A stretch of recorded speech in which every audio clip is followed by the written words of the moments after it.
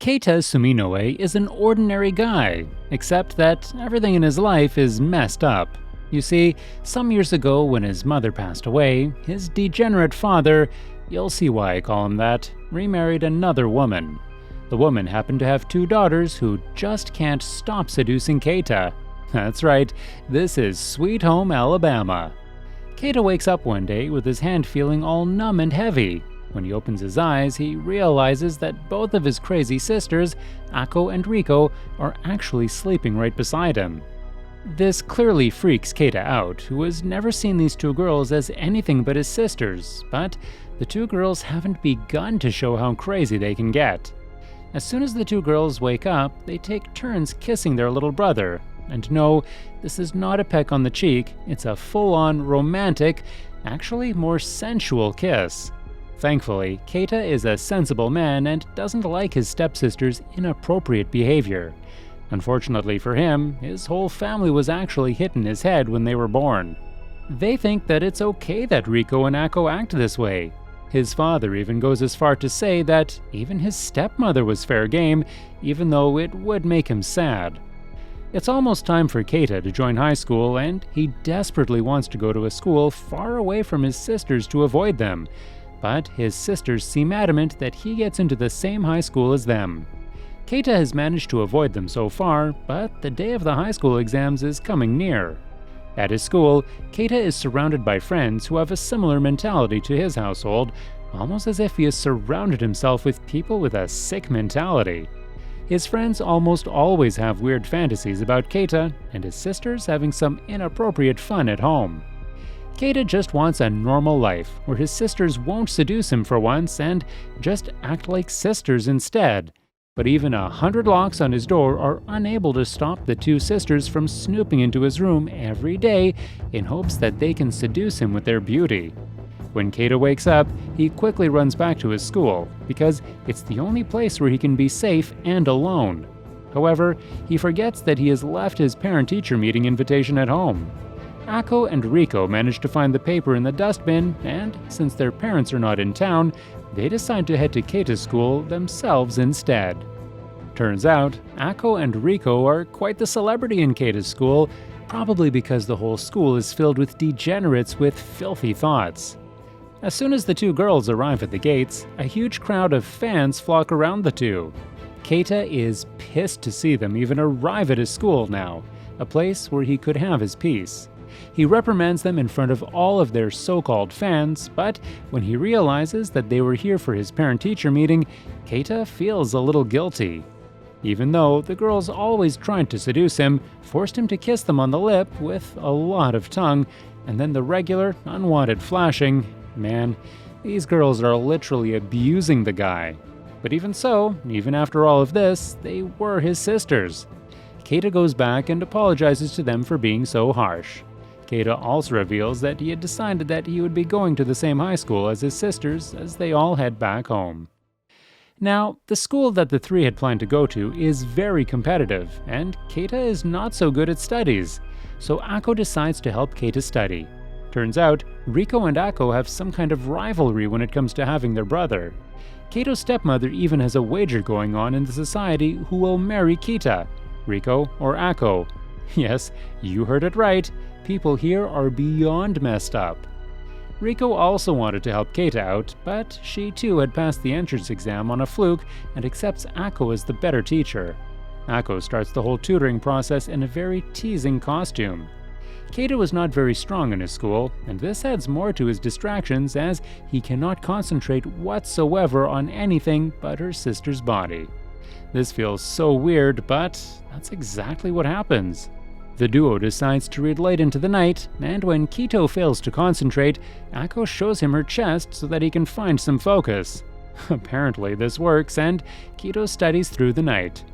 The next day, when the exams finally arrive for the first subject, their whole plan from last night backfires, as during the exam, even though he knows the questions, Ako's chest ends up being all Keita can think about in class. The whole exam ends up being a disaster, and Keita tells what happened to his sister, who comes up with a better plan. The next night on their studies, Ako shows up with notes written all over her body, and I mean all over. She realizes that Keita is a pervert who just won't concentrate unless he has some filthy motives, which she does like, by the way, and so she decides to write down notes to help him study from her body. These notes, let's just say they are very well positioned. After the whole night of rigorous reading, in the next exam, Keita manages to score an 85 out of 100. This score was so abnormally high for his standards that his friends instantly know that his sisters are helping him, even going as far as thinking of some perverted way that they do so. When Keito returns back home with his test results, he is satisfied and tells Ako that they can now stop with all the weird methods of studying. But to truly test Keito, Ako decides to take his test. If he gets a question wrong, she will give him a passionate kiss. Okay. The questioning starts, and Ako is surprised to see that Keito answers correctly, so she purposely asks him a hard question. Ako is up to something, and the moment he cannot answer, she demands the punishment be paid. Now, what I'm about to say is very vile, so you all may want to cleanse your ears. The brother and sister then kiss passionately and are so involved that they are about to take it even further when Riko arrives on time to stop them. Apparently, she had been guilty over not being able to help Keito and had been learning how to cook in a pretty sus way that even shocked the ones that saw her cook. The food she made was super bad, but that did end up stopping Ako and Keita from doing the unthinkable. In a few weeks' time, Keito does manage to improve his scores somehow, even if it was a small amount, and gives all the credit to Ako and her very effective ways of teaching. He hugs her and thanks her as Riko watches jealously. Now, Keita is actually the only sane man in the house, as I told you before, but he too has started to get corrupted by the seductions of his sisters. Alabama has started to take over. Keita, however, somehow manages to control himself and declares to his sisters that there will no longer be unsupervised kissings. Kisses are now banned. This news saddens Ako and Riko, who try to protest that it's just a form of greeting, but Keita doesn't want to hear anything about it. Later that day, before school, as Keita is in the bathroom with his dad, washing his face, his father asks him how his studies are going on. When Keita tells him about the things happening and how Ako and Riko were helping him, the old man gets fired up. He gets a wee bit too excited and even dreams that perhaps he could be a high schooler too. Seriously, what is wrong with you, old man? He tries to tell Keita to enjoy it and somehow take more from his sisters if he can. Keita, however, is weirded out and tells his father that he doesn't like that kind of stuff. What he actually likes is sweets. From the bathroom stall next door, Riko hears their conversations. Riko already had been falling behind when it comes to seducing Ako, so she realizes that this was her opportunity to shine. She heads to the library to get tons of books on how to make candy and sweets. Obviously, she fails to make any of those sweets because she hasn't done any such thing in the past. Most of her time has gone in trying to seduce her brother, so we can't expect her to magically know other things. By the end of the day, Riko has already given up home, and with the last remaining money she has, she buys a single bar of chocolate. Riko is very pissed at herself and her lack of skills, and realizes that only one bar of chocolate was not a great offer, even for her standards. So, Riko decides to take some money from her stepfather and heads to his room. But in his room, she finds a book that can cause any child mental trauma when they see their parents read it. This seemingly adult book, though, has no effect on Riko. Instead, from the poster, she gets the idea that she could be the chocolate that Keito tastes. Riko then barges into Keito's room with lipstick that she has made out of the candy bar.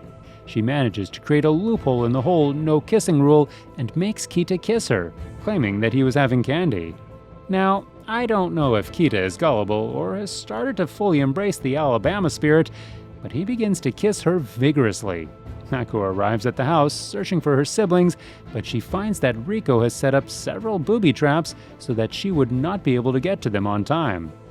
In Keita's room, the kissing goes on rigorously, up to the point that Keita cannot control himself and decides to finish the whole job. Just as he pushes his sister to bed, Ako comes in to stop them both on time, saving this video from demonetization. The next day, Kita decides to stay at the school library to study for the exams, because clearly he has a lot of distractions in his home. Back at home, Ako and Riko prepare for their own day at school and reminisce about the time when they had first joined the middle school. Back then, Keita was getting into his teenage phase and would ignore them altogether and even mock them while he could. Despite all this, Keita seems to be their hero and center of attraction. Their morally and ethically wrong emotions had grown even deeper back then, and it continues till date. Back at school, Riko and Ako's teacher, Yuzuki, eavesdrops of the sisters' conversations with their respective friends and finds out their feelings for Kita. She is instantly creeped out by their thought and can't believe that she had been teaching such students. She really wants to help them and set their path straight, but then their fantasies just make her worry for her own sanity. Ako and Riko are asked by their friends why they don't date other guys instead, and if it was a matter of lack of opportunity when it came to other boys. But this wasn't true. Every day, Ako and Riko get tons of love letters, but they think that the other boys are perverted and only think about physical love and seductions. Isn't that what they do with Kita? Back at the library, Kita cannot seem to concentrate, like always, and is filled with immoral thoughts about his sisters, and so he decides to return back home. On his way back, he decides to stop by a local shrine and finds that his sisters were there praying for his well-being. Apparently, the two girls had been coming to the shrine every day so that he could pass the entrance exams and be with them. Kita also decides to wish for something and remembers back in the day when he was a kid and wished that he could marry both of his sisters. Back then, his father had told them that polygamy was illegal.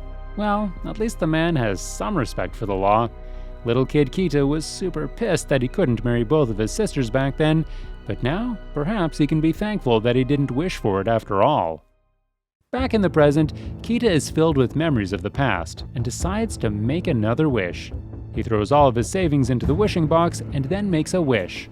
A secret wish. Back at his school, Kita's degenerate friends can think of nothing but having fun with different girls in their school.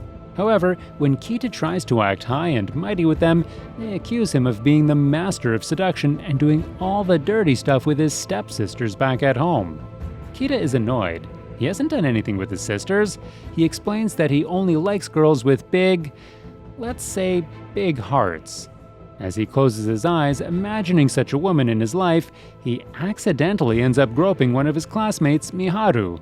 Now, I don't know how such a thing can be an accident, and neither can Miharu, who promptly turns and slaps Keita so hard that even by the time he is home, his face is red with the slap marks. When Ako and Riko inquire about the slap, Keita just runs away to his room, and Ako and Riko become suspicious that Keita has been cheating. Not sure how someone can cheat on their own siblings, but that's what the two girls think, and they start following him around rigorously to make sure. That's it for part 1. If this video gets 2,000 likes, I will continue to part 2. Have a great day.